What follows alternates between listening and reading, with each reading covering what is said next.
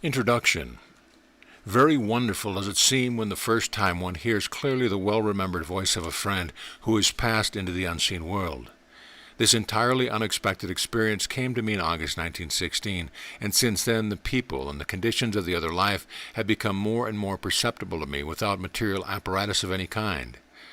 A friend who had left the earth about 5 years before at first gave me various convincing proofs of identity, and then went on to tell much that was interesting and illuminating about the next plane of existence.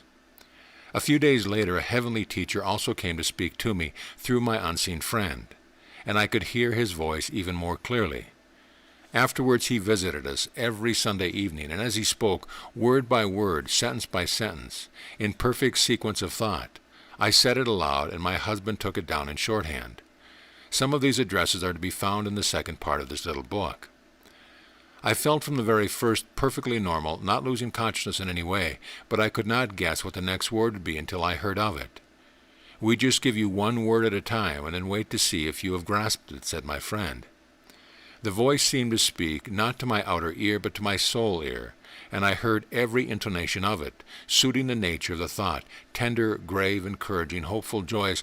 Every human emotion that is true and beautiful seemed expressed in tones more musical than any outward voice could reach. The teacher told me that before long I should also see him, without any effort on my part to develop clairvoyance. This promise was fulfilled a few months later. I was walking alone by the sea, when in one sudden flash I saw a tall figure beside me, clad in shining raiment that looked like moonlight, and with a face so wonderfully calm and beautiful that I could not forget it. I saw silver sandals upon the feet, and then the vision faded, but I again heard the now well-known voice. After this I often saw him, usually when not expecting to do so. Sometimes he would pace beside me for a few moments on some quiet road, speaking words of advice or caution and answering my questions. I also saw him when he came to give us the Sunday talks.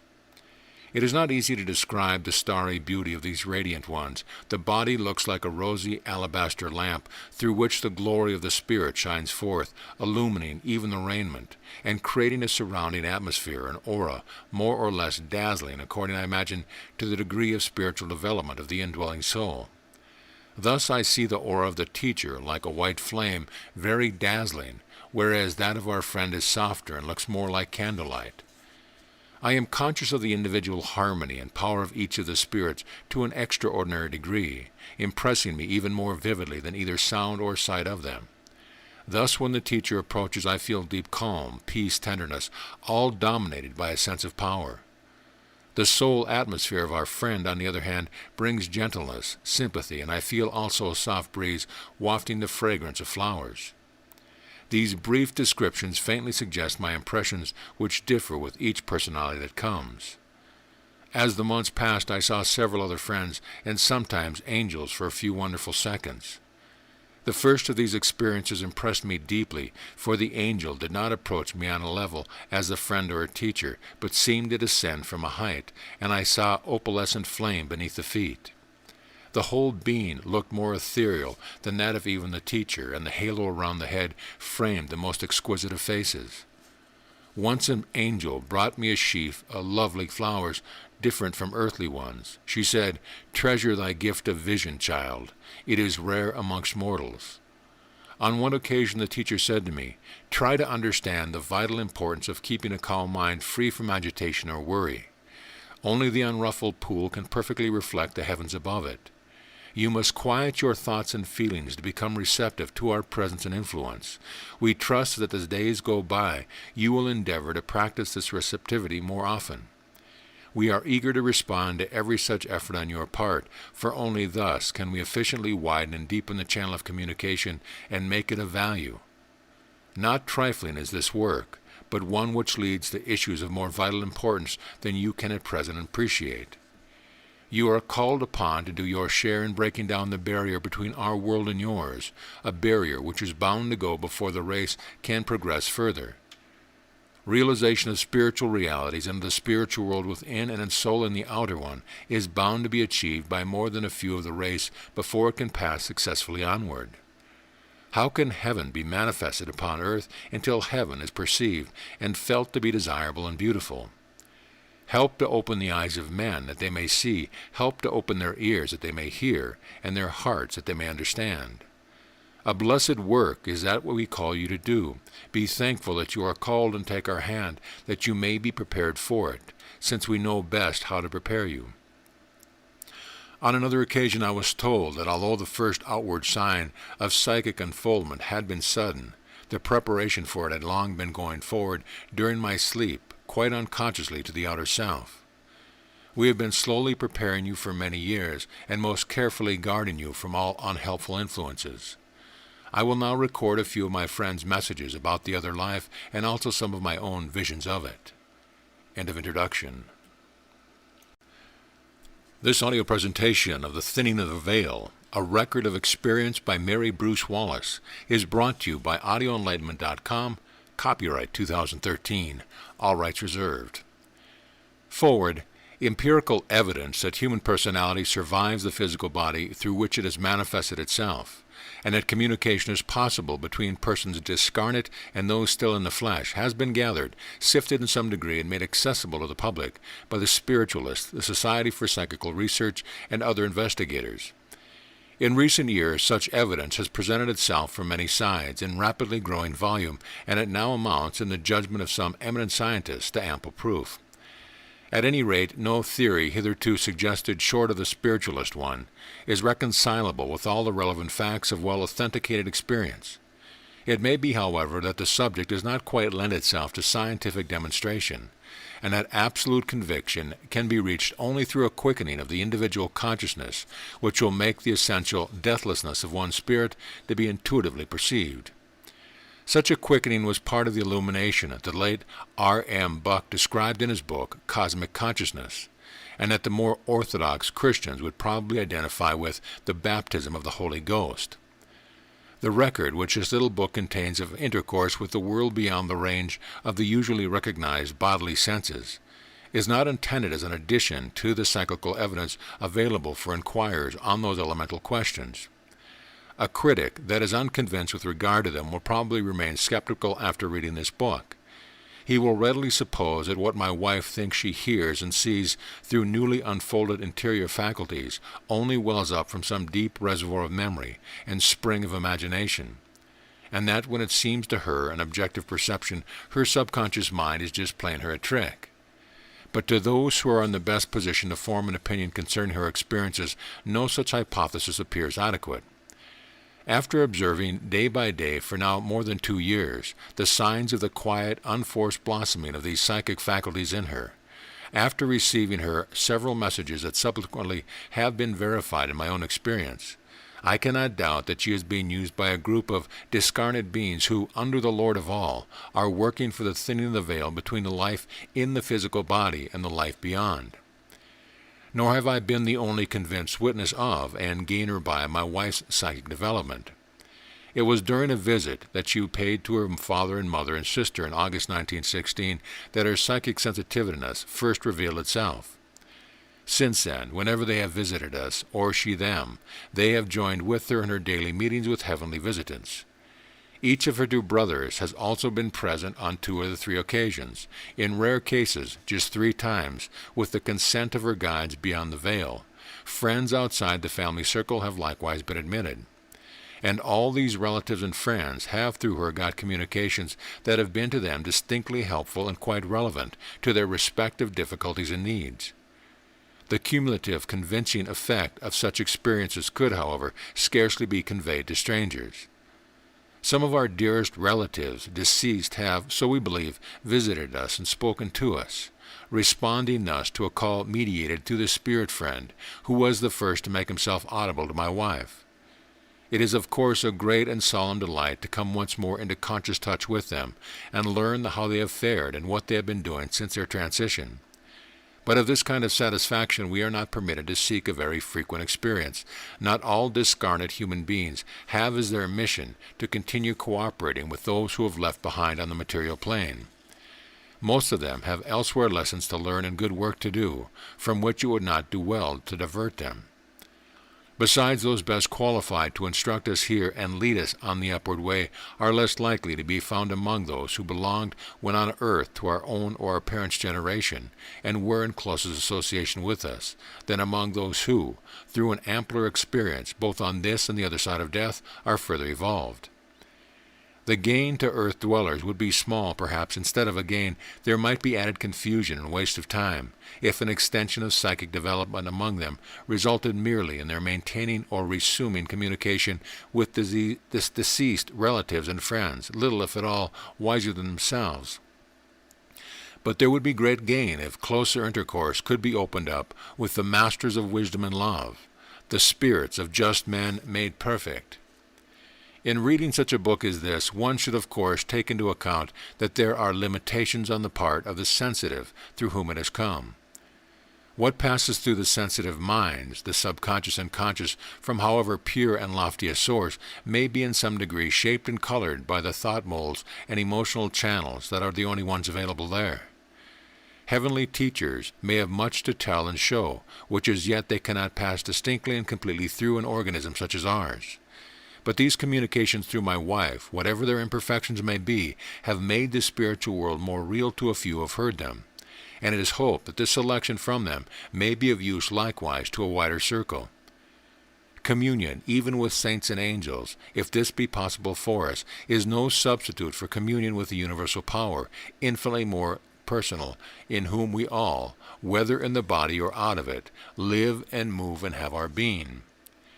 The influence exerted by, say, a St. Thomas Kempis or a Brother Lawrence, a St. Catherine of Siena, a Samuel Rutherford or a Francis Ridley Havergal, while on earth, would not tend to distract any companion's attention from the highest, but would rather lead to a more earnest practice of the presence of God. Any influence, therefore, with such as they, or servants of God still further advanced in the spiritual life, might exert from the other side of death, would certainly be in the same holy direction, while more powerful and penetrating.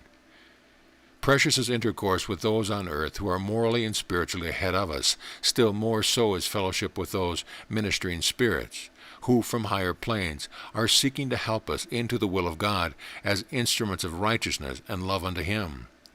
Such fellowship is what is to be hoped for from the thinning of the veil.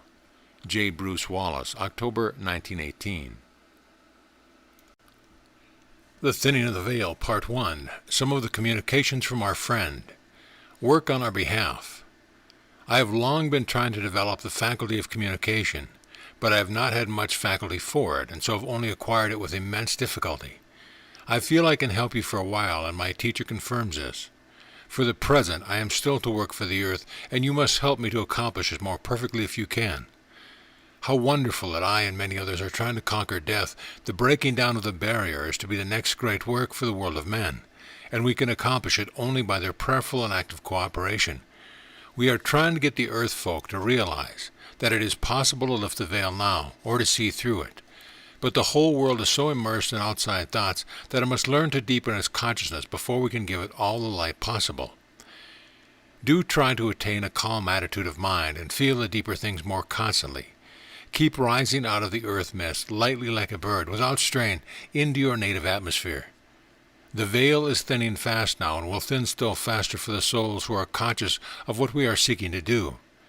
Even a day or two later you may receive light that you could not get today. But the war atmosphere on the earth at the present time is very disturbing, producing a mist so dense and stifling that we can scarcely bear to descend into it. The descent means suffering for us. It is most important that you should keep your own mental and emotional atmosphere clear and calm, free from all worry or agitation. All the more evolved spirits undertake their most serious work during a time analogous to your night. It is then that a great many streams of influence are sent forth by them beneficially upon the human beings still on the earth. In the night we are able to gather in consciously more power from divine sources and to pass it on immediately to the souls who need it. This night work is very powerful for the upliftment of mankind. Man has to realize that all power comes from within and is never generated from without. Great reforms will be accomplished more speedily when these inner forces are brought into activity. When with clairvoyant vision, during the sleep of the body, you actually have seen the stream of energy going forth from thought and feeling, you will immeasurably be helped by this perception to use that power. What you consciously learn during sleep, you can practice during your normal working consciousness. Whenever anyone is really endeavoring to help another for good, there are guides and helpers ready to be of service. They gather around all healers of mind and body.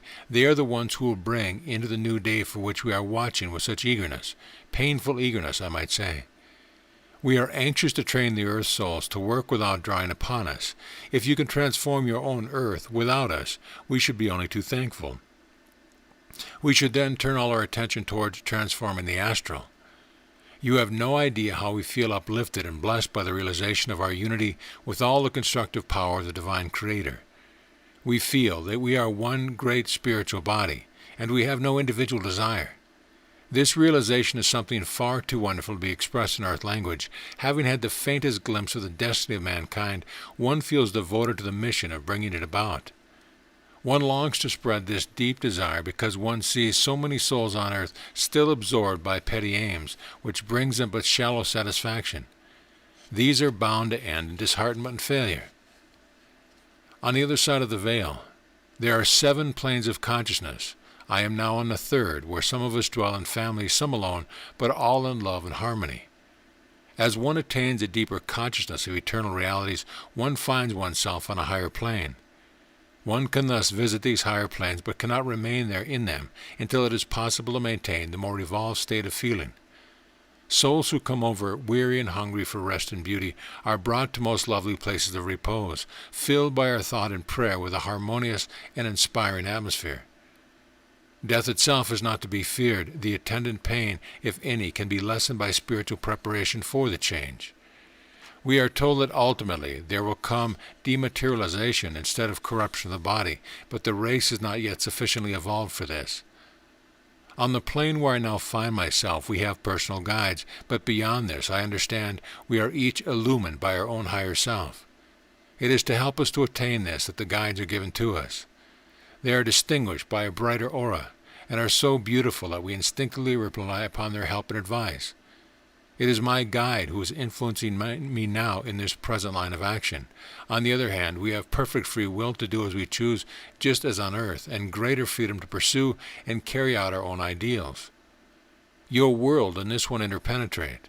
There are worlds within and into the center of the being.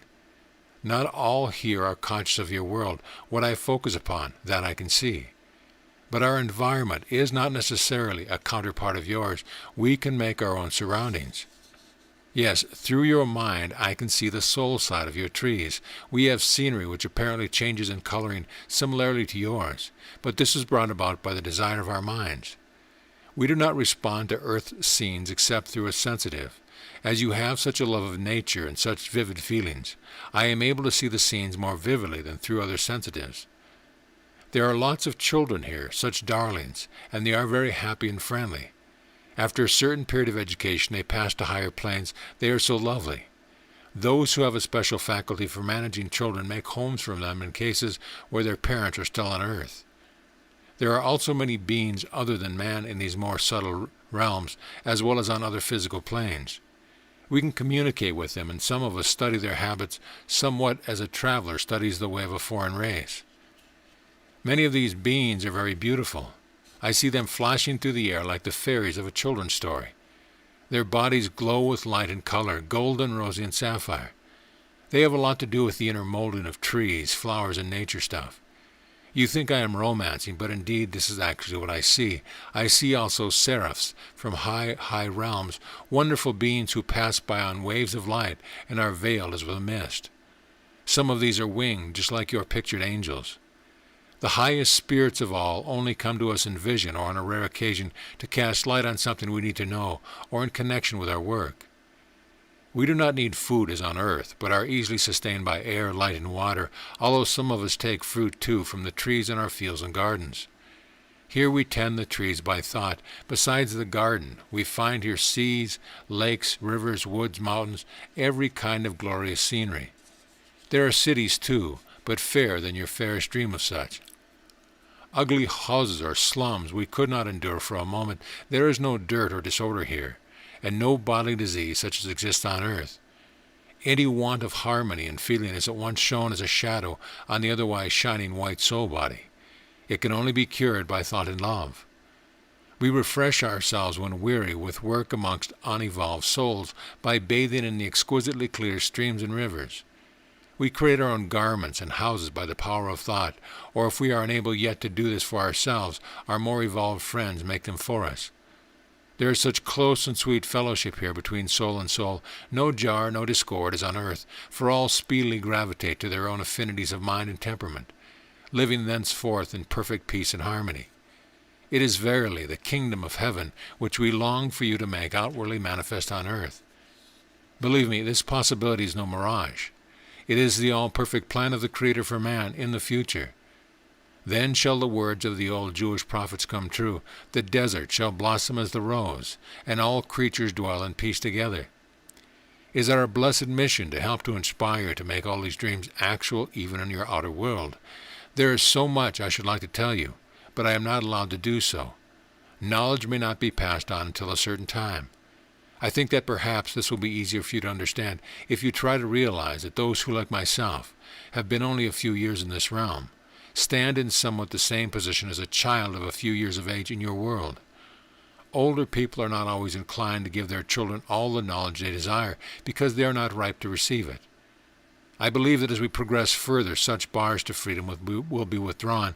The case is not quite analogous to earth conditions, since so many of the higher beings have been here far longer than the oldest of your saints and teachers on earth. Masters are saints who can enter the outer world on active service. Angels are quite beyond evolution on your earth. They are beings of a different order altogether. They have had their evolution on another chain of planets, and they simply came into our sphere in order to help us forward. They do not abide with us. Angels are visitors from higher realms. Saints are the perfected of humanity. They send out their illuminating and inspiring influence to the active members who are teachers. You can only teach those who are prepared for the teaching. The right teacher is always attracted. Unless helped by those in advance, we should stick forever. Free will must be allowed, and until the masses open their minds, we cannot teach them. I think you will be interested to hear about some works I am doing here just now. I am busy making houses and gardens, lovely resting places for tired souls crossing over from the earth. They all need houses, of course, and do not understand at first how to construct their own. Here on the third plane we create by our thoughts. Thus I made my own house and garden just by thinking. It requires strong thoughts to build strongly, otherwise the things created will be flimsy. I take great pains to make these homes for folk very sweet and attractive, beautiful in every sense of the word, and harmonious in atmosphere, for that is the most important part of the work. One must establish in each home a keynote of joy, peace, and harmony, so that the people who dwell there may feel uplifted, soothed, and strengthened. It is really heavenly work for which some of us are better suited than others, and so we are asked to do it. One must have certain qualities of soul as well as of mind to be fitted for this creative work. A restful and joyous state of feeling, for instance, is essential. Rejoicing is active blessedness of mind which carries intense help to others. One needs also constructive ability, sense of order, a vivid imagination, and so forth. I could tell you lots more about this and similar lines of activity pursued in our realms for the welfare of our community. Our Lord, the Lord Jesus, so heavenly, gracious, and beautiful, appears to us when we deeply desire and need it, not otherwise. But we are often conscious of his influence in ways hard to describe. A wave of marvelous light bathed us through and through, leaving us with clearer vision and more dedicated to work for humanity. We feel that this divine impulse, born of the light towards us, comes from our beloved Master. I do not know if other great teachers influence their disciples in this way.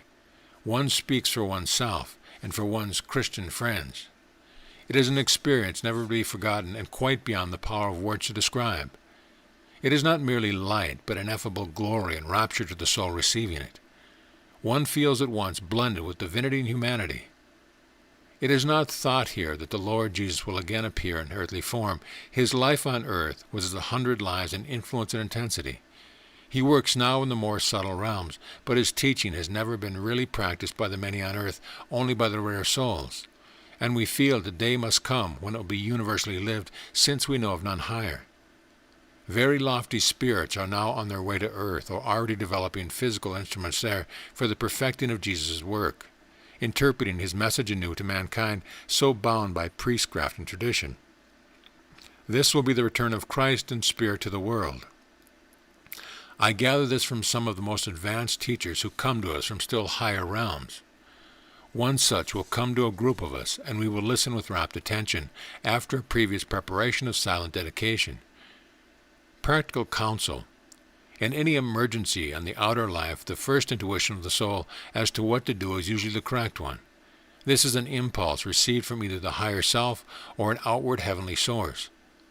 Reason is often inclined to overrule the intuition of the soul, but it is intuition that guides one most unerringly in all the vicissitudes of life. What clouds of useless anxiety and care we see in most people's life, using our brain and nervous energy, weakening physical health, and casting despairing shadows on those whom the soul is associated. The listening ear is that which we are eager to cultivate in every individual who is willing to learn. I should like you to give this message when possible to the world, as we feel it to be a most vital one that will be of great value in a time of reconstruction. The only road to success is through the attainment of a calm and joyous mind. A calm and joyous mind, free from worry and care, is the golden key that unlocks the doors of infinite possibility. There will be many opportunities when the war is over, but few people to make the most of them. Urge all you can reach who understand the message to get ready for service. Much can be done by way of preparation that will be found of inestimable value for the race when the time comes for outer work. By the very intensity of their anguish, many souls will be impelled to an earnestness of purpose that they would not otherwise have felt, and in this way the war will bring forth a blessing. From behind the shadows will come the sunshine, but we must have workers when the time comes for the reconstruction of the world. If you can help people to prepare and get ready yourself, it will be of immense value. Keep serene. Tranquility of soul is a great spiritual asset and a mark of concealed power. Still waters flow deep. Yours are at present too turbulent. Keep calm. Keep peace and restfulness in your open heart. This is the best attitude of mind to help mankind at the present time. One soul with sufficient light and knowledge can do more to help the world than 100 without it, battling into the darkness. Have no trace of doubt or fear, but follow this high guidance confidently, for it comes from heavenly teachers far beyond me in wisdom and vision. They have told me all that they told you, and it will be an immense joy and privilege to me to be the means of approach between you and a needed moment. I am able for myself, whilst my soul body is in a trance, to rest in an inner space and there obtain fresh illumination for my own path. I am as a child beside these high presences, and their dazzling auras sometimes almost blind me. I need only turn my thoughts toward my teacher to get inspiration from him, but it must be a demanding thought. The same with you. If you strongly demand and at the same time are calmly receptive, nothing must come in between these two states of mind, no confusion of earthly thoughts. Wait patiently for the full answer. I want to tell you a little about the true use of prayer. The usual kinds of prayer are almost valueless because they are petitions instead of demands. Knock, and it shall be opened unto you. It means a good hard knock, too, as we should learn on this side to win an answer, the vast eternal supply of divine powers all around us. But it needs both concentration of will and faith to be able to tap it or to make the door open, if you prefer Jesus' simile. You folks down there or out there are so feeble in your prayers or else so selfish, and both these attitudes of mind are negative and not positive. If you would only practice steadily the right kind of prayer, you would soon see wonderful results. The matter of the universe is plastic to the power of thought and responds at once to power, not to weakness or vacillation of purpose. At the same time, there are many interior forces working in different directions through the web of people's lives. If your prayer for another soul would interfere with the pattern being woven by heavenly powers in that particular soul's life, your prayer force will be thrust aside by these powers and used in a general way to cheer and strengthen. In any case, the force is wisely directed and controlled, never lost or wasted. Prayer is too often set aside for fixed occasions, as at noon and eve, at religious services and so on, when in reality it should be the daily breath of the soul, its steady and unwavering demand for power and light. Prayer really should imply both the demand and the response. It is the attitude of the soul that, having drawn forth the underlying divine prayer, now rests consciously upon it and accomplishes all tasks with a sense of inherent divinity. Work, then, would be a joy instead of a labor, and would be done with ease instead of with strain. There is no sense of labor about the operations of nature. All is accomplished steadily and with few exceptions restfully. It is only man who labors painfully. Some day he will learn a lesson, and girded consciously with divine power and wisdom, will do wondrous work without difficulty. Visions. I have had two distinct types of visions, symbolic or glimpses into the beyond.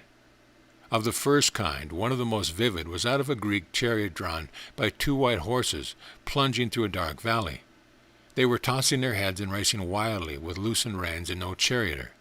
The teacher who stood beside me said, "Behold the nations of the earth, uncontrolled, plunging headlong into chaos." I saw a vast darkened plain covered with broken pillars of fallen building and fragments of masonry. It seemed to reach for many miles, but beyond gleamed a long line of hills and distant country, golden in sunshine. The teacher drew himself very upright, a little characteristic way he was, and said, "Thou seest the end of the eon, the fall of the present civilization and its institutions. Beyond this scene of chaos is an era of light and beauty." I was sitting among the sandhills when I perceived the teacher standing near me. He said, "Heed not the voices of the world, little daughter, but all times and upon every question heed the inner voice of the Spirit. Steady thy feet on the rock of spiritual understanding." I saw his feet resting on a snow-white rock. They seemed surrounded by white light. "Now take this golden ball," he said, and to my great astonishment he held out a shining golden globe about as large as a child's toy balloon. I could just hold it with both hands. "Is it heavy?" he asked. "Almost too heavy for me to hold," I said. He took it and tossed it into the air, where it flew away on two little shiny wings. "What does this mean?" I asked. Man unaided cannot hold the ball of divine wisdom, spiritual understanding. Neither can he pass the treasure to others. He must rely upon divine power to create for his treasure wings wherein it may easily fly to other souls. Continually thus must it be passed from one to another, for resting with one soul alone, even spiritual truth becometh a dead weight. Do not send it forth heedlessly, but through divine institution speed the ball in the right direction. In other words, service must always follow illumination.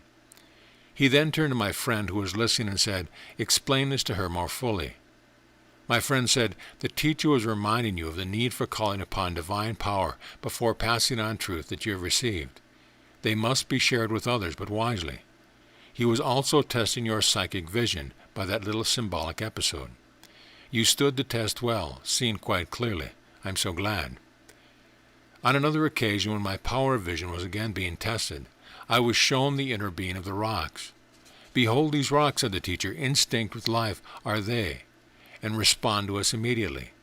He touched one lightly, and it glowed like molten gold. He touched a second, and it shone white as moonlight. Another, and it was rosy. "See how the soul of the rock changeth her garment to greet us, smileth upon us, if you will. I speak in symbol. All life is manifold. He touched the sea pinks, and I saw them in the aura of light. Through the soul of all things floweth the light of the Creator. Perceive this. Perceive me. I turned and saw his tall figure flaming with light as the sunset, and on the forehead a seven-rayed star of all colors. Knowledge cometh slowly to the human brain, and still more slowly doth wisdom dawn. In all thy thoughts and doings endeavor to be wise, resting upon that perfect wisdom that beats within the heart of the universe. To be clearly conscious of this is to be wise beyond the sons of man. Gird thyself with power immortal, not with power mortal to attain. Consider my words. Rest upon the immortal power as upon a rock, rather than upon the frail flower of human understanding. I will now give one or two of the other types of vision, vis-a-vis glimpses into the new world. At first I saw only the beautiful beings who came to visit me, often at quite unexpected moments. One day in a wood I suddenly heard a sweet voice saying behind me, "There is no death, all is life." I turned around surprised and beheld a most radiant, lovely lady standing against a tree. Her dress was like blue water blown by the wind, her hair golden. She said, "I am pleased that you can see me, child. Drink deep of the immortal fountain so near you in this peaceful spot. She smiled and vanished. I was simply delighted and felt so happy. Another day, when standing on some rocks by the sea, I heard the teacher say, "Thy soul hath responded to the impulse given unto her by me. I now prepare her for still further unfoldment." He then placed his cool hands over my eyes for a few seconds. "Now behold me." I looked and saw this tall, white-robed figure, all suffused with golden light, instead of the blazing white one I used to see. Beyond this was a further aura of blue growing brighter and whiter around the head. The face was wonderfully serene and beautiful. Some weeks later, when I had become quite accustomed to seeing friends, the teacher and angels, I began to get glimpses of the scenery of the heavenly world, feeling almost transported there in spirit. Thus I found myself walking through an exquisite garden fashioned like a Greek cross, with 4 paths, flower-bordered, meeting at the center beneath a rose-covered arbor. One path was bordered by masses of blue flowers, the second by golden ones, the third and fourth by rosy and white ones. I stood at the center and gazed with joy down each avenue of color, and was then told that the flowers possessed greater influence when thus arranged. They were all bathed in pearly light, and even the green shrubs at the back seemed surrounded by a silver radiance. Another time I stood in a garden belted round with tall white lilies. The ground was covered with moss and violets, again arranged in masses. I saw a tree with white bell-shaped blossoms of a kind unknown to me, and these seemed to shed downward rays of fragrant light. There was a broad stream flowing by, and I distinctly saw white clouds reflected in it, and the images of bright birds that were passing overhead. Beyond, in the distant sunny landscape, was a white road, groves of what looked like cypress trees, and a pillared white building. Then all faded. I can never at will call up such scenes, or see the fair beings, neither can I imagine what they are going to say to me. The scene suddenly reveals itself, as if a curtain were lifted from it. When standing upon a bare and lonely moor in the winter, the teacher came to me and said, "Let the stillness of this moorland steal over your soul. Let the beauty of our inner world reveal itself unto you." I then beheld in a flash the soul side of the moor, literally clothed with color, rich pink and purple in masses, all glowing and glistening with a kind of ethereal radiance. No bare patches, no peat holes, but all one blaze of light and color, wave after wave of it, so dazzling that I felt as if I could not have borne the sight for more than a moment. Then the teacher said to me, "The inner soul side of the earth is always beautiful, and it is the soul of beauty in nature that is forever seeking to break through and to transform the ugliness and chaos created by man. The eternal spirit, invincible and all-conquering, doth thus triumph over the transitory. It is this hidden and invisible world that we desire you to perceive, and to reveal unto others that they may do so also. Let vision enwrap you as with a garment, a cloak clasped upon your shoulders by us. Easier it is to perceive divine beauty in nature than in many a human soul. Yet there also doth it reside in perfect fullness, for within the soul of man shineth the Eternal One, invincible, all-conquering. The higher we rise, the more clearly do we realize this, and the greater power have we to draw it forth into manifestation. Yet always must there be some response in the human soul, and often we have to wait for this. Eons may pass before a soul will gladly yield this response. Strangely varied is the evolution of each one. A child in one day may progress further than a learned sage, for the windows of youth more readily open unto us. It is for the future teachers of humanity to realize this and to encourage these little ones to seek the invisible. Readily will they respond to this thought in many instances and grow up freed from the danger of the materialism that forever seeks to engulf and delay humanity. On Christmas Day 1917, about 7:30 p.m., I was hushing my baby girl to sleep when suddenly voices broke right in across my lullaby with quite a different tone and words. I had once stopped to listen and had heard in a clear, sweet chant, "Glory to Jesus, glory to Jesus, glory to Jesus, Prince of Peace." A pause, and then, "Beloved Master, beloved Master, beloved Master, we salute thee, Lord of all."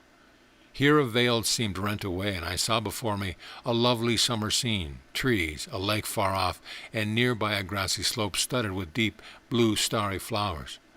Down the slope was moving a band of maidens, golden hair, robed in white, barefooted, and it was they who were singing. I seemed to go with them in spirit, and we passed into what looked like an abbey, such as a tintern, roofless, and with no glass in the windows, though which I saw again the lake beyond. The floor was lawn covered with daisies. I saw worshippers standing around the walls, and amongst them relatives of my own. I went over and stood by them, and they showed me that upon each broad window ledge was a great golden-leaved volume, resting on a velvet cushion, the Scriptures of the world. I saw our Bible upon a rich blue cushion, the Vedas on a light blue, Chinese Scripture on the yellow, and the Koran upon a crimson one. Then I perceived that around the whole buildings by each window stood 2 angels. These angels were singing with the choir of maidens who now stood in the center forming a large cross. When the voices sank into silence, a dove descended from the heavens, followed by a blaze of intense golden light that spread over the whole church, and a voice whispered to me, "The Christ light." All heads were then bowed, and after a few moments of silence the worshiper dispersed. I was later told that I had witnessed one of the many forms of Christmas service on the third plane of the next life. These brief descriptions of a few of the glimpses granted to me cannot convey the marvelous vividness of the experience. Nothing in the outer life leaves so strong, clear, and dazzling and striking a remembrance. It is as if a dazzling, living picture were impressed upon some sensitive plate in one's mind, so extraordinarily vivid that earthly scenes seem pale beside it, and lack the perfect beauty in every detail which the heavenly scene possesses. I should like to say in conclusion that although this development has made me more sensitive in every way, my health has not suffered at all thereby, and the experiences have brought me much peace, joy, and inspiration. I have not once heard or seen anything that was not beautiful. The teacher's care for my well-being is such that he will only allow me to see or hear when I can do so with ease, and I am only rarely allowed to receive messages from strangers over there, as he is anxious for my psychic faculty not to be overstrained at all. Once when I was eager for a fresh experience, he said, "Patience, patience, little daughter. Thou canst force the opening of a flower. Petal by petal must its leaves unfold." I am told that this gentle and normal form of psychic faculty is to be the usual one in future for the human race, free from effort or strain, independent of any kind of apparatus, bringing only peace and blessing to oneself and others. The dawn of a new era is upon us all. End of Part 1. Part 2. Words from the Teacher. The perfect purpose. Slowly does the builder of all good out of imperfection evolve perfection. He taketh eons to perfect his handiwork, but the end is sure. Beyond human understanding is the conception of the world ideal. Every member of the human race must take part therein, and every part is perfectly fitted into the whole. As we progress further in these upper realms, more and more marvelous to the Creator's purposes appear to our vision. We can but bow our heads in awe and reverence. We feel our minds as a dust compared with the eternal mind, out of which proceed such mighty operations. I would have you realize to some extent this glorious, unchangeable purpose, which urges the whole of mankind forward in its appointed destiny, a purpose which is as wide as the universe and yet embraces the smallest detail. Nothing is beyond its scope, all things lie within it. One glimpse of cosmic vision, such as that granted to us who move in these higher spheres, banishes for every vestige of doubt or fear in any possible situation, personal, national, or racial. All is perfectly adjusted and overruled to the highest end. Try to rest in the consciousness of this truth. Do not be impatient about any human soul. Stretch your minds to behold the eons before it. But never cease your own activity in pursuit of the ideal, for surely it is by one's own spiritual growth that one can best help one's fellow forward. This is a divine and glorious work. Rejoice that your eyes have already opened unto it. Slowly does the world drama unfold itself. Page by page is turned in the book of history, yet are all these pages intimately connected one with another. To those who have eyes to see, there is a sequence, a thread binding the whole together. Impossible to judge the entire book by one page, impossible for you to judge the effect of the war upon your nation at the present moment. Long will it be before the results thereof are made apparent. Unexpected will many of them be to the world, but not so to us, who know the currents and who perceive the influence at work behind the scenes. We see whither events are tending, although we are not always able to prophesy details accurately. The large things that come are destined, unescapable. These may man not pass by. He is bound to undergo them, bound to receive certain harvests of its actions, good and ill.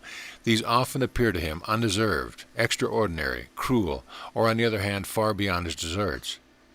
He does not realize the threads which bring to people the circumstance and events of the present, nor does he realize that much harvest may be held over for reaping in future incarnations. It is thus impossible to judge either a nation or an individual from the human standpoint, as you cannot see either the past or the future, but only the very short limit of the present span upon earth. Could you but behold things from a higher vantage point, you would be amazed at the justice and mercy with which destiny is overruled and ordered. Not only the destiny of a nation, but the destiny of the humblest soul therein. Not only the destiny of a king or a prophet, but of the poorest savage or the most unmitigated scoundrel in the darkest slum. Every life is carefully watched and helped whenever possible. However slowly the soul climbs in its earliest stages, the watchers and helpers never lose patience. This is because they are always permitted to glimpse forward along the destiny of the particular soul whom they are permitted to guide. They may not see the supreme goal, but they have, as I say, a glimpse of some portion of the coming mission of that earthbound being. And it is this that enables them to realize that he is, like all the rest, a child of God, upheld and sustained, assured by the divine Creator himself of his ultimate spiritual triumph. All of us are indeed sure of two things. One, that we are intimately in communion both with the Creator and with the soul whom we are guiding. Two, that we are therefore enabled to bring inspiration and light to these little ones in the form most adapted to their need, preparing the spiritual food, so to say, in such a way that they can digest and assimilate it. Little by little are they thus being led upward along the heavenly path, passing from teacher to teacher, as they grow in wisdom and spiritual stature, until they stand where we stand, halfway up the ladder of human progress heavenward. For each the way is different, yet for each the essentials are the same. The same ideals and essence are set before one and all, just as all need the same atmosphere to breathe in order to live. So all need to grow more and more fully in the attainment of the supreme and dominant virtue of the Creator, namely love, wisdom, and truth. It is very hard to describe in human language the marvelous and diverse methods in which the more developed children of light help the younger ones to acquire these virtues while dwelling in a body of flesh. Wonderful would seem to you the way used to awaken such, and strange indeed that which all the earnest longings and powers of consecration use, the results are not more often immediate. But very bewildering is the outer world to the human soul immersed therein, whose attention is at once turned outward instead of inward, and quickly does it become more and more enmeshed in the enticing intricacies of the surface world. Disentanglement is a slow process. Very few are the souls who are not drawn into these meshes at the start. These rare souls rapidly pass heavenward and become the pioneers of the race. Were it not for these, the progress of humanity would indeed be tedious, far slower even than it is now. Thank God we have these shining ones among us who constantly illumine, inspire, and refresh us in our work for the world. The war is but one small phase of the drama in which I speak to you. It will pass. The results thereof will be surely overruled to perfect ends. From henceforth mankind will ascend more swiftly. This is assured. We are absolutely confident about it. Enter each day with careful preparation. Not only every day, but every hour, every moment has its appointed task. We on this side appreciate the significance of this more than you do. You must learn to realize values from the inner rather than the outer point of view. A moment is eternal. It is elastic. It has no duration. Intensity gives it value. 1 second of intense feeling may do more good or more harm than an hour of shallow emotion. One strong heavenward aspiration, one deep desire, one clear thought is more precious than a whole day, even a godly day lived on the surface of things. We must have force to work with. Generate this force. How else may mankind, which is forever sliding on the surface of things, be raised up? You must give us a lever.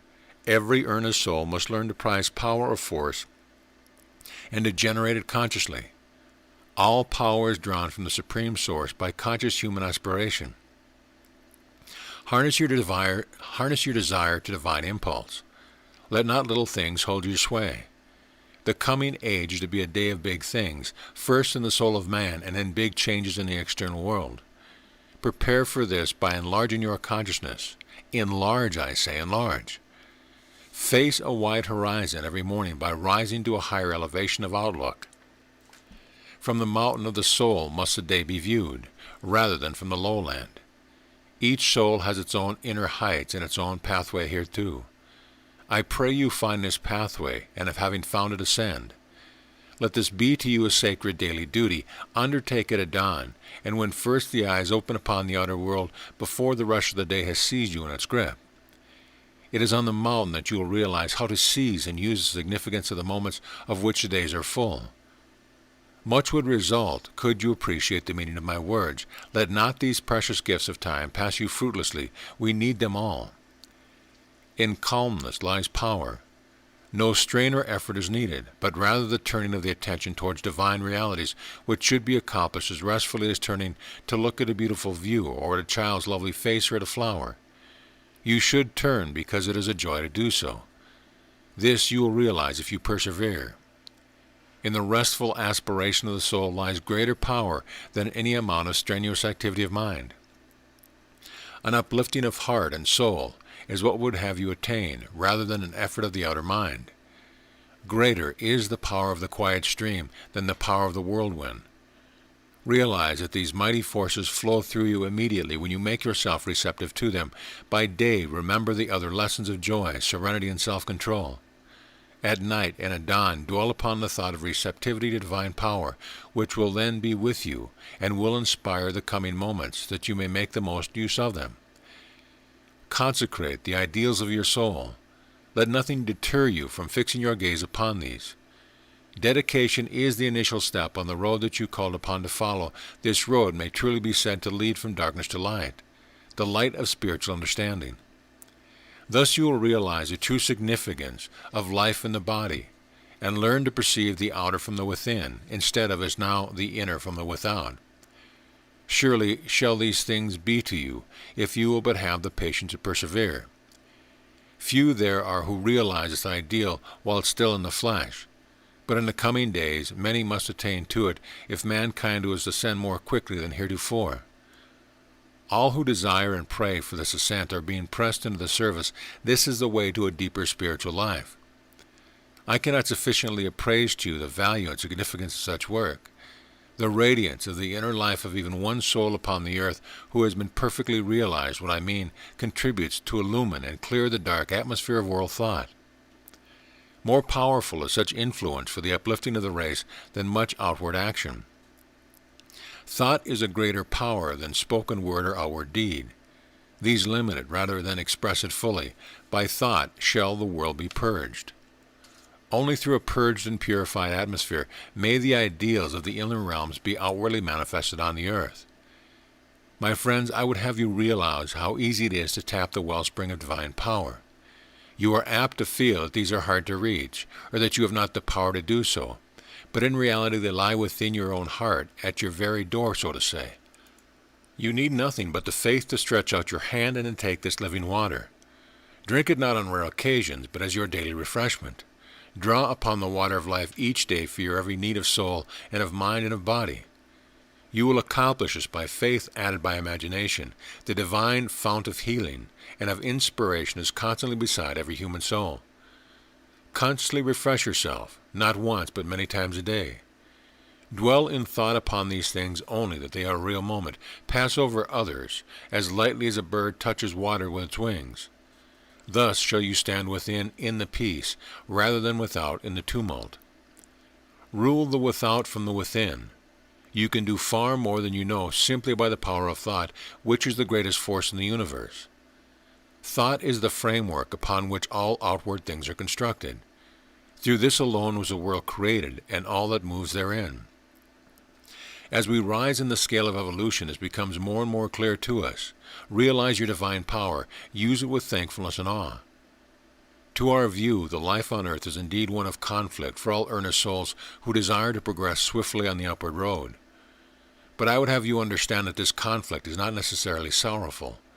It can and should be essentially joyous, a heroic mastery over circumstances whereof the soul should always feel itself king. We will help you to achieve that which you would otherwise find impossible, showing you how to create anew the whole fabric of your thought and circumstance. The great fault we have to find with much of the work attempted by man is that it is not sufficiently inspired and prepared for from within. Prepare at length in the inner for speedy activity in the outer. As the body prepares for sleep each night, holy should the thoughts be. This is of vital importance to the soul. Always at night remember to lay aside all the cares of the day, all thoughts of outward matter, all anxiety of fear. Cast these off as you would a garment.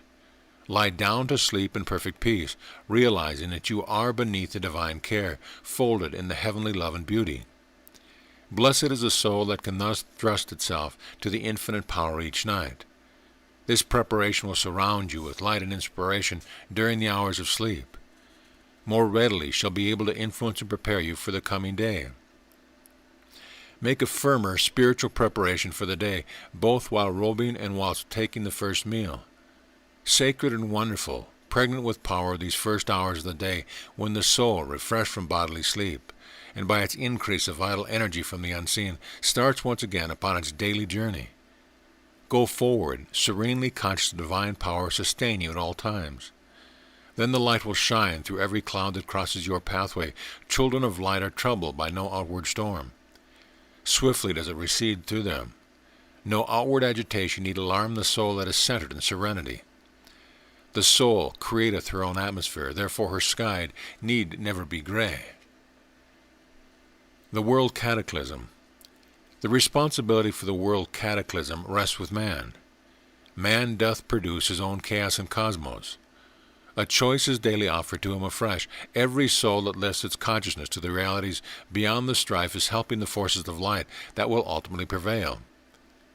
The work here is overwhelming, largely because such multitudes of soul who have passed over during these last years of war are not at home here yet. Their chief interest is still upon the earth.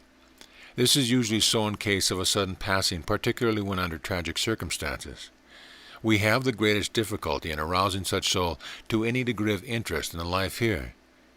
They are constantly wishing for the past, either because of the interest of a remembered career or else, and this is the strongest influence, owing to their great desire to be again with loved ones left on earth.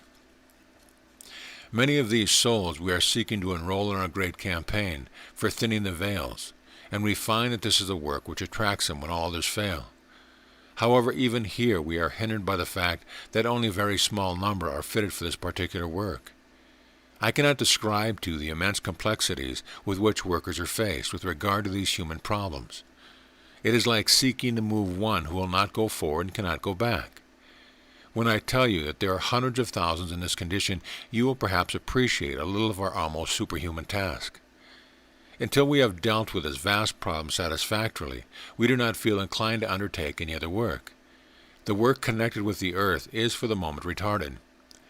It was not realized that there would be such stupendous difficulties caused by the human race rushing into our realms in such countless numbers, though we have been preparing for this event for a very long time past. I cannot say at present when we shall issue from these difficulties. We are one and all deeply immersed in them. I speak not only for myself and of those who are cooperating with me, but of thousands of such groups who hope to come later into more direct contact with the earth in order to uplift and purify the human race. Meanwhile, do all that you can to help us by your earnest prayer for these thousands of miserable ones. Could you but see them in their agony and desolation, you would indeed feel a longing to be of assistance. It was to obtain fresh help that I went to that other planet as before described. I was successful, being able to bring a large number of spiritual beings who had ascended into their own heaven, but were perfectly ready to come hither with me. We are doing everything in our own power to hasten forward the vast masses on our earth soul, blocking the avenues between the spheres. We expect very unusual psychic experiences during the months that come after the return of the warriors, not for you alone, but for others also who are being similarly prepared and awakened. There will be a great leap forward in the psychic condition of the race, which once the carnage is seized, much hidden work that has been going on will then bear fruit. We look forward to the coming time with great rejoicing. We are getting on faster now with our work amongst the sorrowing souls in the darkness of despair. Our brotherhood has organized the movement of which I told you before, by which relatives on our side have been enabled to come in closer touch with those newly deceased. Avenues of light have been made between the third realm and the borderland in which we are at work. These have been created largely by the thought power of the masters, who felt that some great effort of this kind was essential if the present chaos was to be overcome. I need not again refer to these conditions of which I spoke to you, except to say that the darkness is being penetrated by light from the beyond, so that multitudes of these unhappy victims of the world's mania are now pressing forward instead of drawing back, and are entering the higher realms championed by their friends who come to meet them and by us. There is still a great deal to be done, but we are much relieved and very thankful to those higher ones through whom we have obtained the necessary help to organize this new campaign. As one of the masters, I speak of power and light which we have received from a source higher than ourselves, and through which we can accomplish that which we desire to do. The effects of this will be far-reaching. It is somewhat as if a veil were rent between the third realm and the borderland, so that there will not again be this waiting in the darkness which has been the fate of so many passing over in doubt or distress of mind. In this way, too, the inhabitants of the third realm have been brought near to the earth, which they can reach through these avenues of light I have described to you, and which stretch right through from the third plane to the earth, and are daily increasing in number. Each master is endeavoring to create one such avenue, which we trust will be a high road for the future. This work will have a decided effect in the thinning of that still denser veil between the borderland and your earth, about which we have so many times spoken to you. All blessed work, be thankful that you are one of those cooperating with us in it. I thank you too. In perfect tranquility and restfulness receive my words. I desire that you should all remain very calm indeed during the coming months, allowing nothing to agitate you either from without or within. This is necessary because outside world conditions will be extremely chaotic, leading to all kinds of confusion, causing distressing vibration, which it is important that you should, one and all, be able to withstand. You must remember that every atmospheric disturbance of the state of society in which you live tends to affect the human soul in greater or lesser degree, according to the sensitiveness of the individual. Therefore, I would have you all be on your guard against every wave of disturbance from without, which would create confusion in your thought and feeling without your realizing the cause. This can be done only by steady, persistent, daily preparation of mind, relying upon divine power to create a sufficient defense against all intruding waves from the world of men. Very easily may you be thrown off your balance when you are not prepared in the way I describe. Garrison yourself, therefore, each in the way that appeals to you most. Never let a day pass that is not started in this manner. And throughout the day, from time to time, these thoughts should be repeated and reinforced strongly from within. Thus will you be able to stand against the enemy who secretly penetrates even the heart's recesses. The human soul is very blind while in the outer world, not knowing what assails it, feeling only irritation, discomfort, or depression, seeking vainly the cause thereof. Rise above these waves of tumult as serenely as a bird rises in the calmer air, whence he may fly to his destination with greater ease. We would have you thus rise upon your soul's wings unto the height of peace and tranquility. You can thereby help your fellow men as well as others, steadying many a one who otherwise would be cast adrift from his spiritual moorings. Very great confusion do I see for some considerable time after the war is ended, hence my warning to you on this occasion. We do not exactly know when the war will end, but we do not think that will last much longer, as the light is beginning now to impinge upon the darkness. We see the first signs of the approach of the new era towards which you are advancing. You can all greatly help to make this era dawn in order and peace by keeping strongly the attitude of mind I have described, instead of joining the ranks of those who are tossed hither and thither by the unusual occurrence into which they will be plunged. These coming troubles will be, as it were, the birth pangs of the new age. We hope to work in that day more actively among you than is at present possible, since the inrush of souls to our coast will, we can trust, have ceased. We shall then, therefore, not have our hands so full on this side. Verily, verily, the time is steadily approaching when mortal man will cooperate closely with those beyond mortality. Although we are almost overburdened at the present moment in our work here, often at a very distressing character, yet we feel very hopeful about the future. Quite lately we have had many perceptible signs that our prophecies in some respects are likely to be fulfilled more speedily than we anticipated. A year of our time, however, to us seems much shorter than it does to you. Therefore, we are not able to gauge the lapse of time very accurately for the earth life. We are always careful not to commit ourselves to dates, having learned through experience that it is extremely difficult to foretell the time that events will take for their development. We would have you therefore understand us in this matter, and realize why we are not able to give you accurate dates or happenings on the earth plane, either in your own life or in that of a nation to which you belong. The world is still greatly overshadowed by the prolonged carnage, but we perceive a climax approaching, after which matters will not be the same. There will be a returning home of surviving warriors after their terrible struggles with each other. In all nations this will bring intense relief, although mingled with sorrow. This feeling of relief will be one of the first waves of light of the approaching day in the mental atmosphere of the world. Rejoice therefore, my children, and go forward with thankful hearts, quietly treading your own allotted roads, in no way discomfited by any delays in either outer or inner development, since the present time is not so much for activity as for passivity. For those who are on the spiritual road, it is still a time for indrawing preparation whenever they find this possible. Quietly prepare, walk forward in peace, taking hands with one another along this beautiful road to which destiny has called you. Cooperation with spiritual helpers.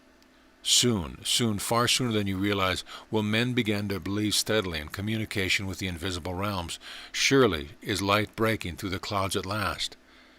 Ah, how much intensity of aspiration and work has it taken on our side before we could penetrate the dense barriers which lie between your soul and ours. To us, dwelling in these pure ethereal realms, it is as if you were walking amid dense smoke and shadows in a darkened and gloomy place where it is hard for us to breathe. Realize that this is indeed the case. You must raise yourself in thought and feeling to our level, or we can reach you with ease, ere we can accomplish all that is our desire to achieve for mankind. So slow to recognize spiritual realities and ideals which yet are essential to his inner and outer well-being. We cannot leave man beneath the dark canopy any longer. He cometh forth from it unto us, choked and blinded, unable to respond to our pure vibration, unfit for service in these higher realms. It is largely for this reason that we desire to illumine his mind while he is still upon earth, in order that he may come unto us, not as a helper, babe, but as a fit and willing helper. The time here after passing from your world is so largely spent at present in emerging from the chrysalis of past thoughts and feelings. Scarcely has the soul become accustomed to its new environment when destiny calls it into the school world once more for another difficult lesson. Whose fault? Let us all share the blame. Let us all seek to help one another to climb heavenward more speedily. Could the soul arrive here truly ready in every aspect for his life, realizing its meaning, then might marvels undreamed be performed both here and in the next life upon earth. Such a soul entering at once into our life here would rapidly ascend to higher realms of power and beauty, would exert a beneficent influence upon all with whom it came in contact, and would draw unto itself the very best and finest equipment of mind and body for its next incarnation. Descending, endowed with both love and wisdom, it would be indeed a light among men, a focus of great spiritual power, a leader for great reforms, an angel in human flesh. My children, this is possible for all of you if you can but rise to the realization of my meaning and be ready to dedicate yourself daily, I would say hourly, to the service of the highest, to the service of mankind, and to acquiring of the necessary virtues, qualities, and faculties needed by a soul who is destined to manifest divine wisdom and love. How beautiful are such lives, treasured by us who long to behold them everywhere upon the earth, until the kingdom of heaven shall verily be manifest. The doorway of death is a doorway, therefore regard it as not as a wall. Behold it as a doorway that may be opened from either side through faith and prayer by any aspiring soul eager for the welfare of humanity. Love can always find the key to the door, but love must be unselfish. Such love do we feel for you. Seek also to feel this type of love for all with whom you come in contact. Let the well-being of the other souls be everything to you. Widen your circle. Let love radiate forth. So will you make it easy for us to approach you. So will you make it possible for us to open the doors that would not yield to your pressure from the earth side. Much have we to reveal to the world through many channels. Much future work will take place between those on this side and those on your side, going forward joyously hand in hand, helping to lift man higher through united effort. He is feeble alone. Hand in hand with us he is strong, for we realize the divine power more perfectly than he is yet able to do. Gradually the beauty and significance of the sweet cooperation between the souls that have passed on and those loved ones still journeying upon the earth will be felt. And thankfulness and praise to the divine Creator for this blessed privilege will take the place of doubt, fear, criticism. Be assured that these days are surely coming. Help us to bring them to you more speedily by your faith and hope. Unite with us in thought daily, taking our hands along the outward road, treading always with a sense of inner life and of the ideals to which we are all pressing forward. Every attempt to deepen the consciousness, every effort to feel at one with us in the host of heaven is a step upward, not only for you as individuals but for the race. One is the life that pulsates in the whole mass of humanity in all realms. The human brain is but an avenue through which to reach and influence the soul, that precious manifestation from the higher world, moving upon the earth muffled and cloaked by the dull physical brain and senses. Appeal always to the soul, rather than to the mind of man, even though it be through the mind that the meaning of the truth is made intelligible. Little do we reck of the powers of the human intellect. Far more do we treasure these priceless and eternal soul faculties, which is our special privilege and blessing to help to evolve and unfold in man. Man walks as a dreamer, tempted by shadows, by baubles that last only a day. What can we do to free him from these unrealities of which the outer life is full? Help us by leading the truer life yourself, each one of you following, as best he can, the light so far as revealed. Each soul thus acting becomes a center of illumination and influence to scores of his fellows, though outwardly he and they may be almost entirely unconscious of this. We are able to perceive subtle streams of influence that flow in and through the souls of men, permeating, transfusing, transforming the dull metal into a living gold. Royal alchemists, heavenly workers, may you thus become. A work of heavenly value may you thus fulfill within even a few years by the patient practicing of that which you now realize. Thankfulness, thankfulness, thankfulness. I desire to impress upon you the great need for this attitude of mental continually. I would have you thankful at all times, not only when things go well, but when things are seemingly in confusion. At this moment give thanks that through divine power harmony may again be restored. This will enable us to help you to straighten out your own tangles of thought and feeling, and the disturbance caused by them in your immediate surroundings.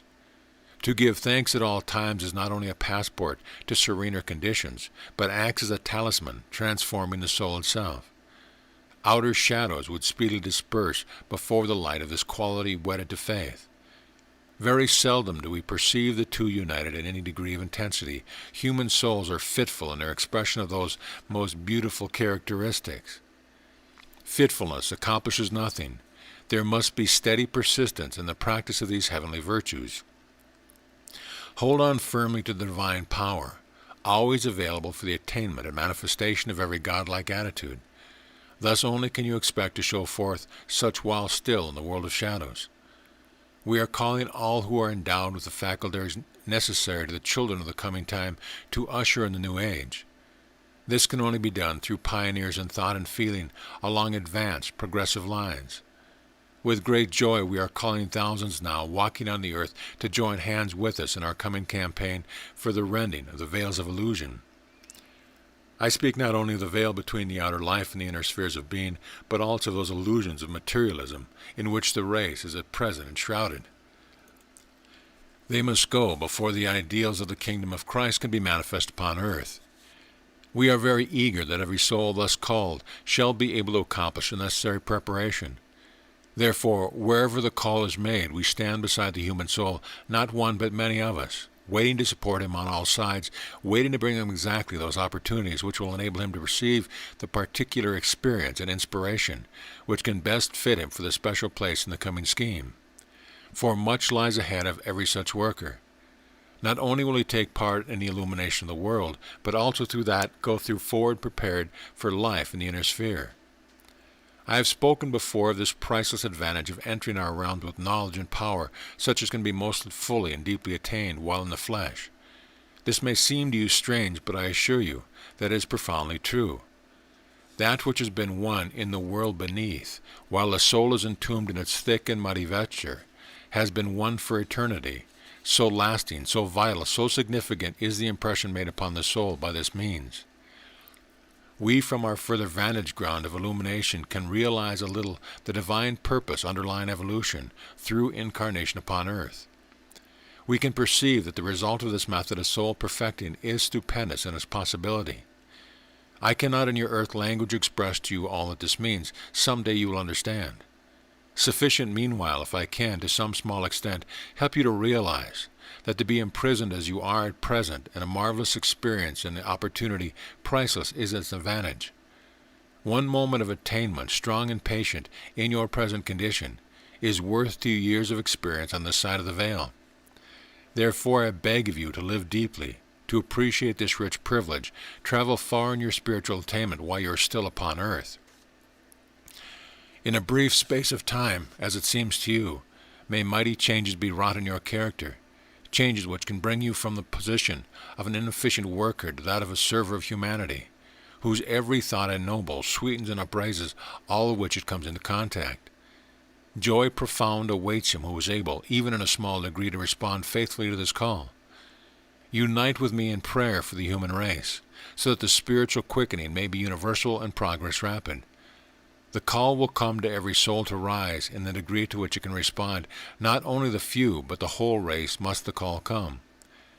As the sunlight touched alike all varied personalities in a crowd of people walking in some open part, so will the light of the heavenly illumination strike upon each human soul. The intensity of the outpouring will be the same for every one. Yet only those who can strongly quicken, who are sufficiently evolved to apprehend and realize the call of the Creator and respond to it. In thousands of different degrees will they do so. As never before will each one be held by us, no longer separated so rigidly by the veils that have existed heretofore between the seen and the unseen spheres of existence. The time is but short before signs of this coming awakening will be perceived everywhere by those who are on the outlook for such.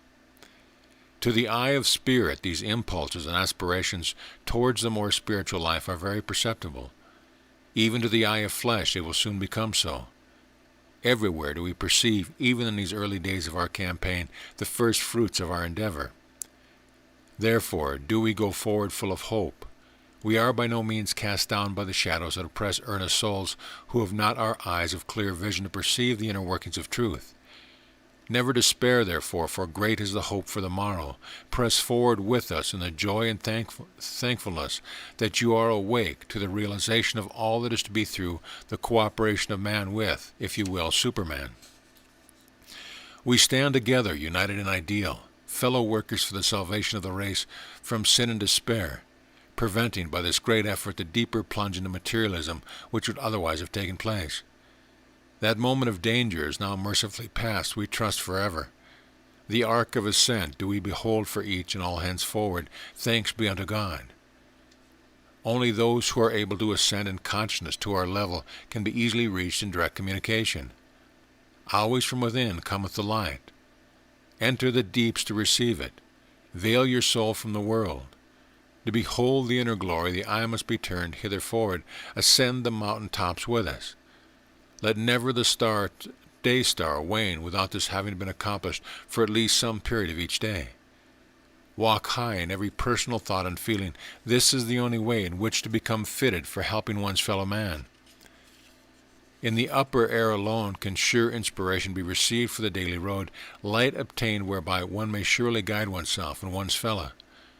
Leave the morrow to unfold itself surely according to the divine plan. Afar the light gleameth. In that morning of the new era will all those be called together who are sufficiently prepared to take hands with us in the coming heavenly work for the uplifting of the race. Now is a time for preparation, deep and thorough. The hour will strike in due course when the workers will be called forth, each to his or her allotted task. See to it that you are ready when the call comes. Our chosen ones must be able to take hands with each of us with ease, else will the labor be thwarted or accomplished ill. Perfect work requireth a perfect tool as can be fashioned. The heavenly Creator fashioneth each and all of his children thus, bringing in due course to perfection. First in one respect, then in another, does each soul become equipped. And as each set of faculties ripen, each is used for the work most suited for it, pending the time when the perfected human being can use all. Sure and beautiful stretches the road sunward before each child of man. Let each but realize this and go forward in the consciousness of divine light upon his face and being, wrapping him in a glory of which he may become aware by simply uplifting and unfolding his soul to the heavenly radiance. O my children, awake and unfold yourselves, that you may walk no longer in darkness or in twilight, but in the glorious noontide, possible for every one at any stage of evolution, where consciousness can be illumined sufficiently from on high. The lowliest child of earth may behold the hidden glory, the tranquil mind, the loving heart, the eye of faith. Only these are needed, but to a supreme degree rarely found in mortals, though quite possible of attainment by consecration of purpose, and sufficiently earnest spiritual desire and aspiration. In the days to come will thousands walk where none tread, only a few. Be ye leaders along these heavenly ways. Send my message to whom you will, wheresoever it may comfort or inspire. The evening hour is the most useful for meditation. People should prepare themselves for sleep sacredly, religiously, by striking a deep chord. This will launch the soul out into the infinite upon a strong current, attracting great power.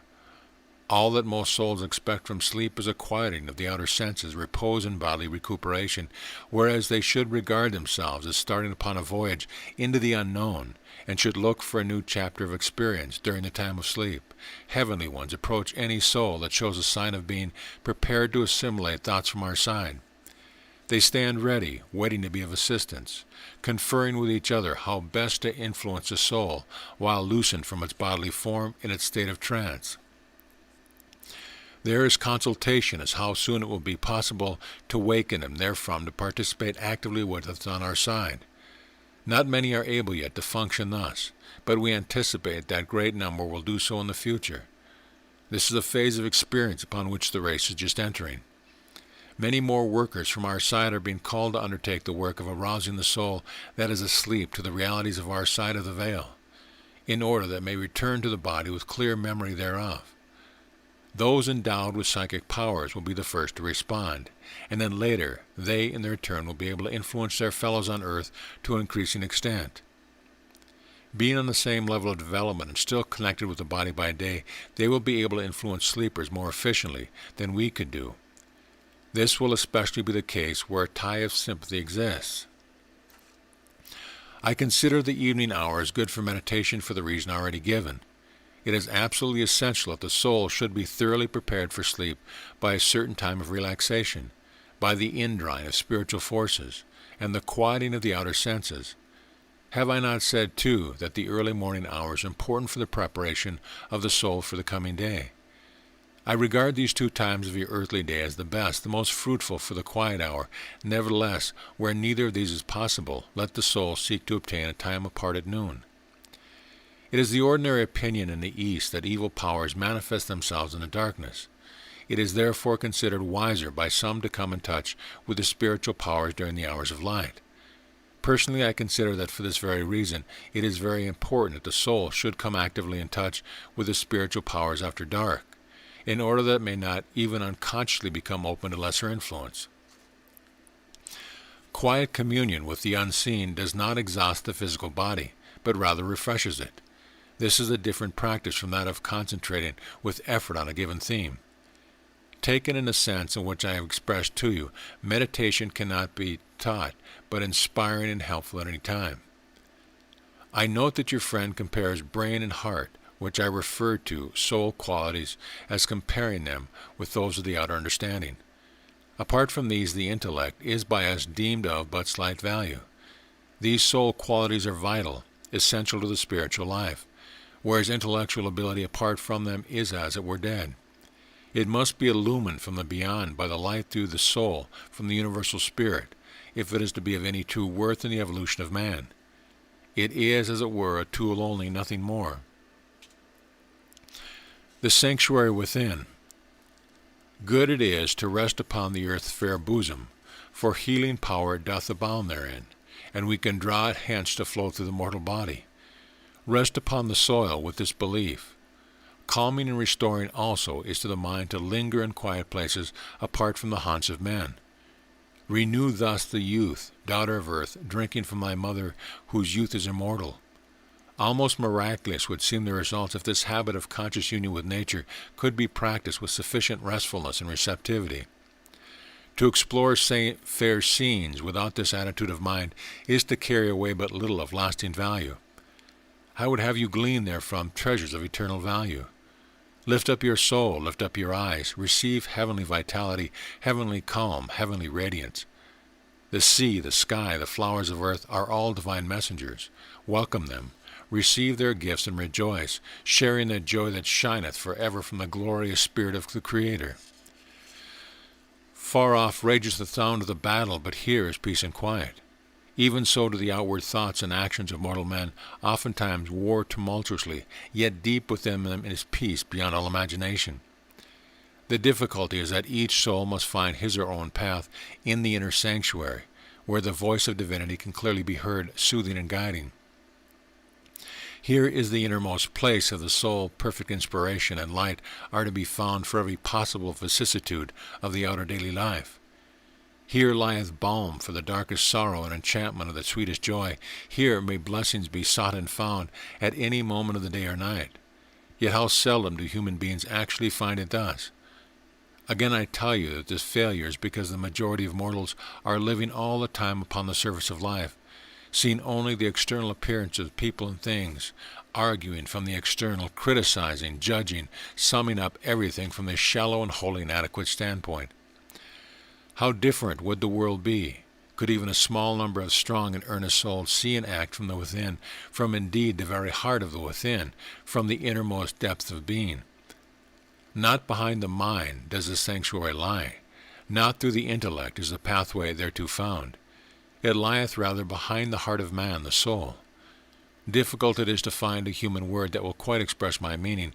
Through feeling rather than through thought is the pathway found. Therefore may the humblest, the most uneducated person reach this haven of refuge. Beautiful are the ways of the Creator, enabling even those of his children who have apparently had least advantage to share the true riches available thus for all.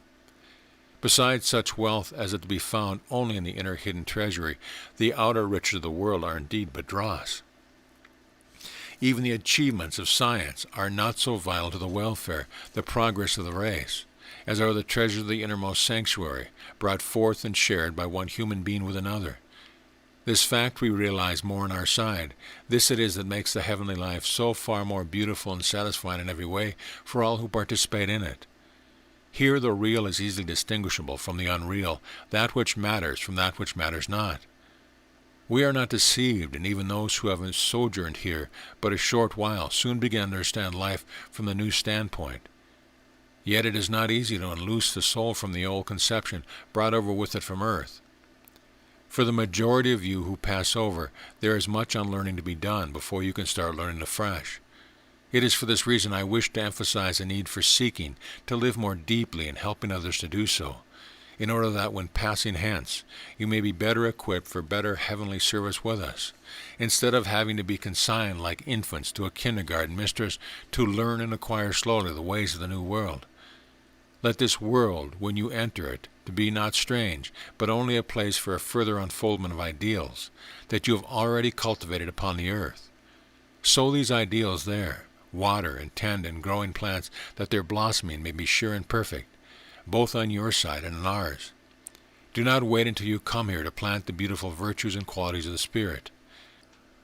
I must away to the vale of sorrow, hastening thither with other angelic helpers on our divine mission for turning sorrow into peace, if not into joy. Later at some stage or other will every grief have this end. Unto the highest be praise. The coming day. It is Easter tide.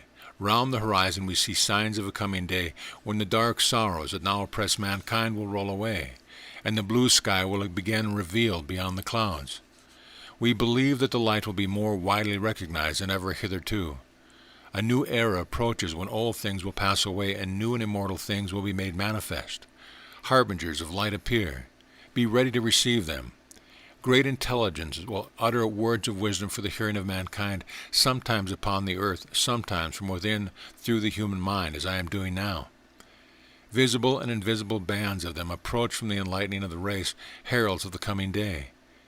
Be assured that this is so. In awe, reverence, and joy welcome the invisible, heavenly messengers to your weary world. We stoop in shining host and deliver you from your chains, knowing that we are leading you wisely and well, step by step preparing you to be of heavenly service. We are seeking to prepare those who can give us a listening ear. This is a time for prayer, for inner purification, for soul illumination. Let all who desire to take part in the coming day withdraw themselves and listen for the word of guidance. Such souls help to hasten the dawn. If in the preceding era the voice of the prophet had been heard in the land, this war would never have been.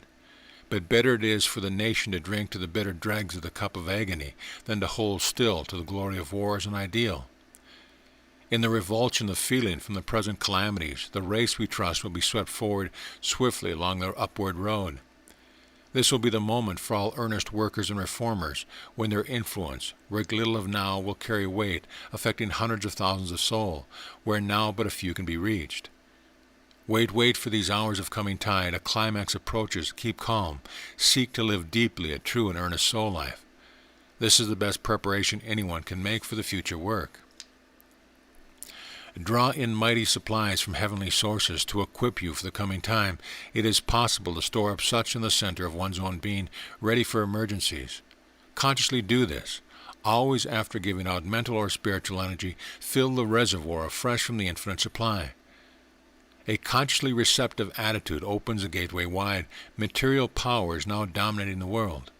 This must give place to spiritual power, and will do sooner than you at present expect. Hopeful to me looks the aspect of the near morrow, though the day is dark. Go forward, therefore, in faith and patience, never losing sight of the heavenly vision.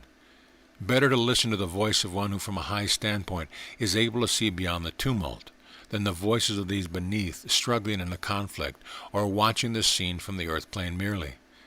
Surely do we perceive the dawn. Surely do we perceive the calming and quieting of this world grief on both sides of the veil. As a wave of darkness will roll off from the souls immersed therein, this terrible experience, all will be raised to a higher level. For this are we, the angelic forces steadily working both night and day. For this we have been summoned forth, organized and marshaled. It is verily Christ's work, salvation for the human race. Mortals are mercifully shielded from realizing too vividly the tribulation of the world, lest they should be crushed thereby. In these realms we are far more able to feel it, but we are able to bear it because we can see that the race is advancing into a larger life. For us also the sources of calm and consolation are more available. Everything in each realm is thus so perfectly ordered by the divine Creator. I would have you all understand that there is nothing fortuitous, either in the career of an individual or in a destiny of a nation. Each soul fareth forward upon a path which, although obscure to the soul, is brightly illumined from our standpoint. Every detail of it is known to the higher ones. We are allowed to guide more or less according to the stage of development of the individual in question. I mean by this that we are able, in many cases, to enable him to avoid what would have been, from a human standpoint, a catastrophe. And yet this intervention on our part could also have been foreseen by one on our side sufficiently clairvoyant. The subject of fate and free will is very intricate. It is as if they were a wheel within a wheel, both revolving, each at a different rate of motion, yet each in perfect harmony with the other. Processes of evolution are absolutely harmonious and just. Every effect is the result of a previous cause extending further back than the present earth life. This will the soul of man realize when he emerges from this tabernacle of flesh and stands where we stand, not merely on the side of death, but in the inner realms of clear vision, beyond the anterooms, as to say, of the heavenly world. From here we beheld things spread out like a map, in the lives both of individuals and of nations. He who has the eye to see can read the signs clearly alike of past, present, and future. But there are not many, even on this level, who have perfect seers. Therefore mistakes sometimes occur in prophecies. The higher we ascend, the more loath are we to prophecy, realizing the intricacy of human problems and the many threads woven therein, each with its own different influence, each in some way subtly coloring the pattern of the soul's future character and destiny. The beauty of the Creator's way is revealed only when they are viewed from a sufficiently lofty standpoint. The perfection of the mighty design is not realized by those working in our lower realms. Even here are many who are still as doubtful and confused with regard to the meaning of life as when they were upon the earth plane. Oftentimes, centuries pass before a soul is able to progress to a clearer grasp of the meaning of creation. No teaching from without can give it. The realization must come from within. One does not obtain it usually until countless incarnations have passed and a high spiritual level of thought and feeling has been attained. It is because the Masters stand upon this level that they are so fully able to enter into and sympathize with the ideals and the struggles of the human race upon earth.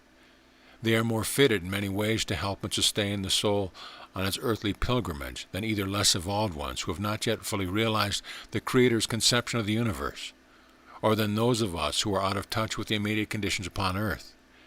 This is being realized by us to an increasing extent. We are therefore bending all our energies now definitely to help the human race upward. The step of the human ladder wherein we now stand is that from which it is easiest to bend down to help the children below. Our brotherhood comprises many thousands of members grouped in different associations, but all working in perfect harmony, each with each and all with all. We are now hoping to accomplish this most important task of rending the veils between the earth and the more subtle worlds. Power will be given to us for achieving of this. When we have accomplished this task and brought mankind to a higher level, we shall proceed further in our own evolution.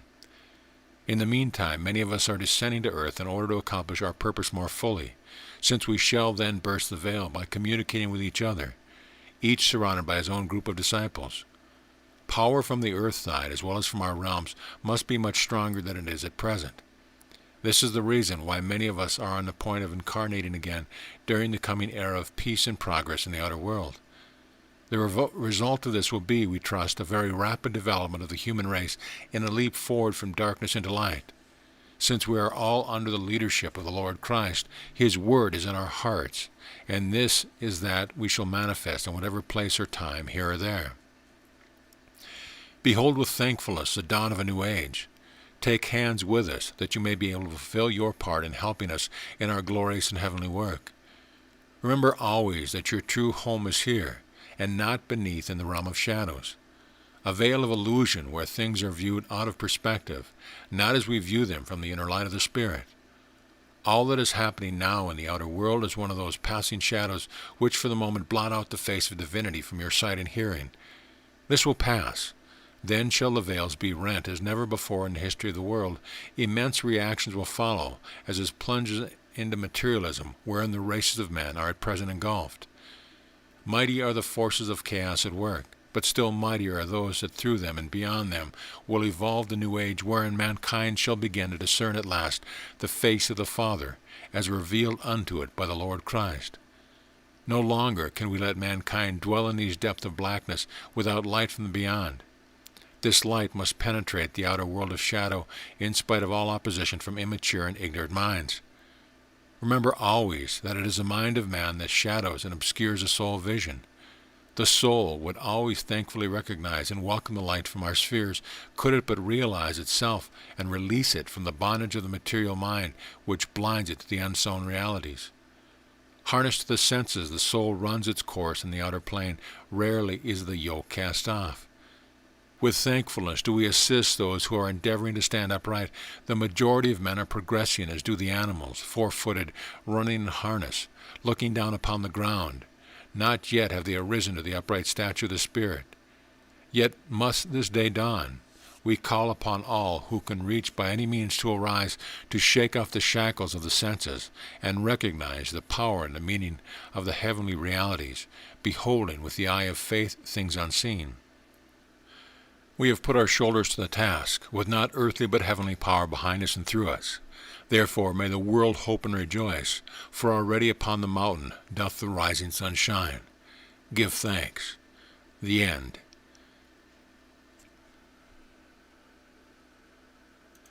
This audio presentation of The Thinning of the Veil has been brought to you by AudioEnlightenment.com. Copyright 2013. All rights reserved.